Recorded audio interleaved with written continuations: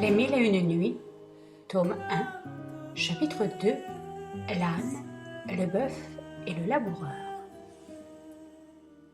Un marchand très riche avait plusieurs maisons à la campagne, où il faisait nourrir une grande quantité de toutes sortes de bétail. Il se retira avec sa femme et ses enfants à une de ses terres pour la faire valoir par lui-même. Il avait le don d'entendre le langage des bêtes, mais avec cette condition qu'il ne pouvait l'interpréter à personne sans s'exposer à perdre la vie, ce qui l'empêchait de communiquer les choses qu'il avait apprises par le moyen de ce don. Il y avait à une même auge un bœuf et un âne. Un jour qu'il était assis près d'eux et qu'il se divertissait à voir jouer devant lui ses enfants, il entendit que le bœuf disait à l'âne : « L'éveillé, que je te trouve heureux quand je considère le repos dont tu jouis et le peu de travail qu'on exige de toi. Un homme te pense avec soin, te lave, te donne de l'orge bien criblée et de l'eau fraîche et nette.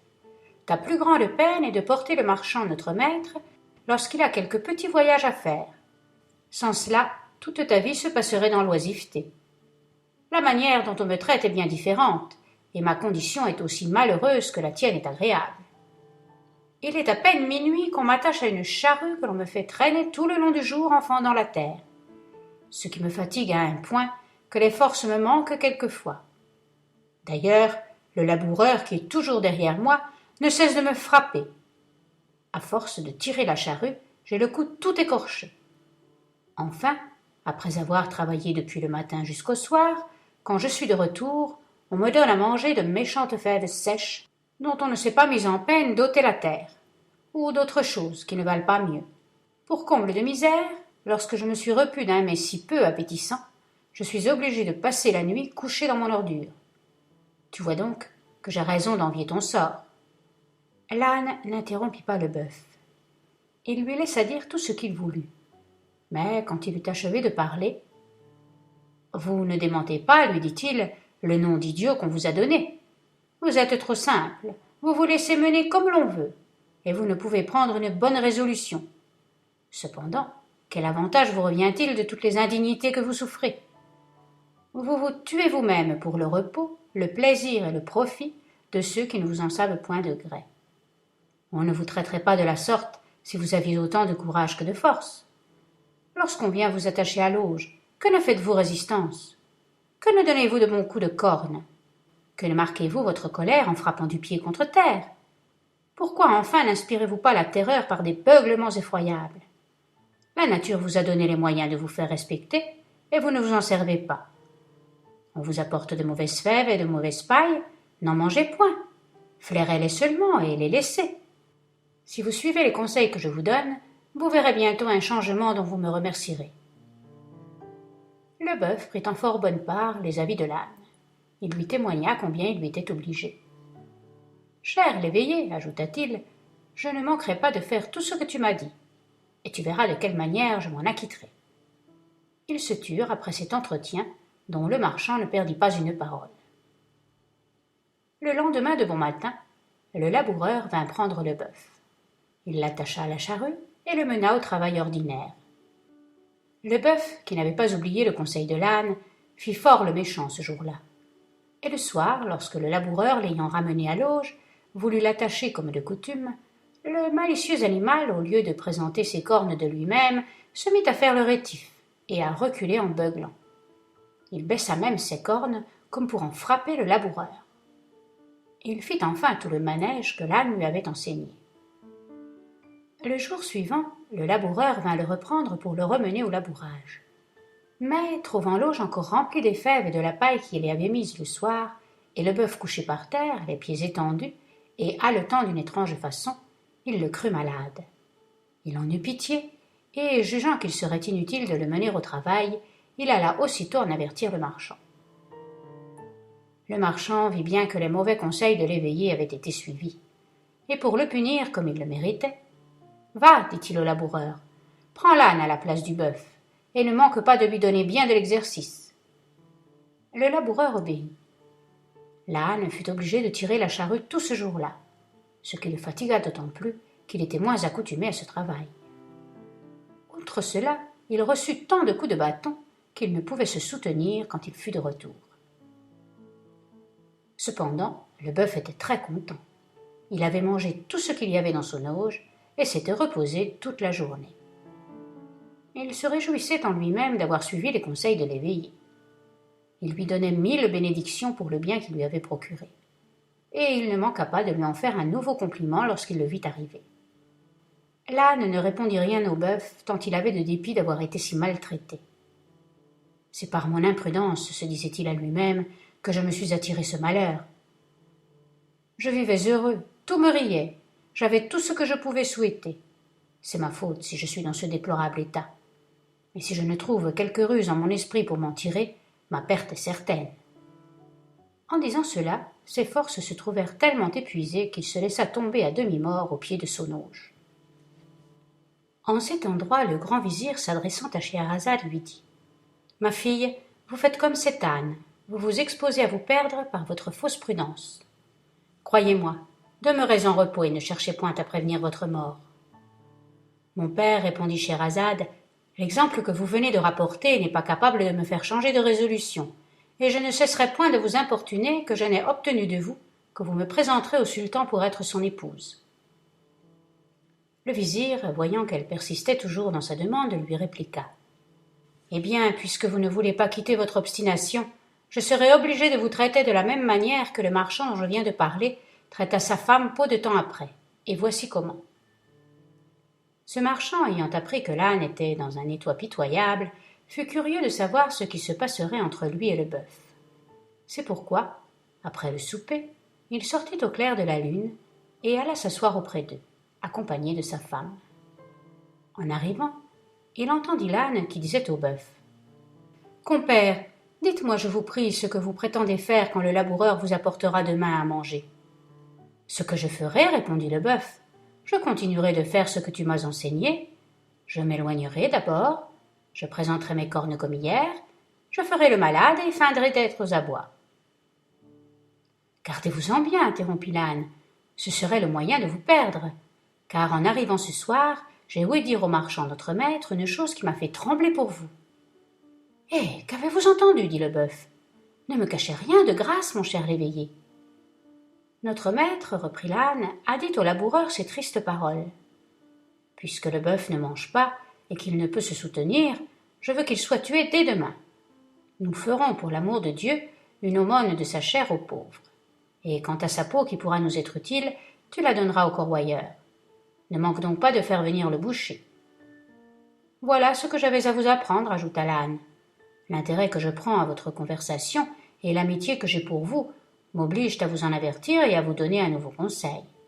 D'abord, quand vous portera vos fèves et votre paille, levez-vous, et vous jetez dessus avec avidité. Le maître jugera par là que vous êtes guéri, et révoquera sans doute l'arrêt de mort. Au lieu que si vous en usez autrement, c'est fait de vous. » Ce discours produisit l'effet qu'en avait attendu l'âne. Le bœuf en fut étrangement troublé et en beugla d'effroi. Le marchand, qui les avait écoutés tous deux avec beaucoup d'attention, fit alors un si grand éclat de rire que sa femme en fut très surprise. « Apprenez-moi, lui dit-elle, pourquoi vous riez si fort, afin que j'en rie avec vous. »« Ma femme, lui répondit le marchand, contentez-vous de m'entendre rire. »« Non, reprit-elle, j'en veux savoir le sujet. »« Je ne puis vous donner cette satisfaction, repartit le mari. Sachez seulement que je ris de ce que notre âne vient de dire à notre bœuf. Le reste est un secret qu'il ne m'est pas permis de vous révéler. »« Et qui vous empêche de me découvrir ce secret ?» répliqua-t-elle. « Si je vous le disais, répondit, apprenez qu'il m'en coûterait la vie. »« Vous vous moquez de moi, s'écria la femme. Ce que vous me dites ne peut pas être vrai. Si vous ne m'avouez pas tout à l'heure pourquoi vous avez ri, si vous refusez de m'instruire de ce que l'âne et le bœuf ont dit, je jure par le grand Dieu qui est au ciel que nous ne vivrons pas davantage ensemble. » En achevant ces mots, elle rentra dans la maison et se mit dans un coin où elle passa la nuit à pleurer de toute sa force. Le mari coucha seul. Et le lendemain, voyant qu'elle ne continuait pas de lamenter, « Vous n'êtes pas sage, lui dit-il, de vous affliger de la sorte. La chose n'en vaut pas la peine. Et il vous est aussi peu important de la savoir qu'il m'importe beaucoup à moi de la tenir secrète. N'y pensez donc plus, je vous en conjure. »« J'y pense si bien encore, répondit la femme, que je ne cesserai pas de pleurer que vous n'ayez satisfait ma curiosité. » Mais je vous dis fort sérieusement, répliqua-t-il, qu'il m'en coûtera la vie si je cède à vos indiscrètes instances. Qu'il en arrive tout ce qui plaira à Dieu, repartit-elle, je n'en démordrai pas. Je vois bien, reprit le marchand, qu'il n'y a pas moyen de vous faire entendre raison. Et comme je prévois que vous vous ferez mourir vous-même par votre opiniâtreté, je vais appeler vos enfants, afin qu'ils aient la consolation de vous voir avant que vous mouriez. Il fit venir ses enfants, et envoya chercher aussi le père, la mère et les parents de la femme. Lorsqu'ils furent assemblés et qu'il leur eut expliqué de quoi il était question, ils employèrent leur éloquence à faire comprendre à la femme qu'elle avait tort de ne vouloir pas revenir de son entêtement. Mais elle les rebuta tous et dit qu'elle mourrait plutôt que de céder en cela à son mari. Le père et la mère eurent beau lui parler en particulier et lui représenter que la chose qu'elle souhaitait d'apprendre ne lui était d'aucune importance, ils ne gagnèrent rien sur son esprit, ni par leur autorité, ni par leur discours.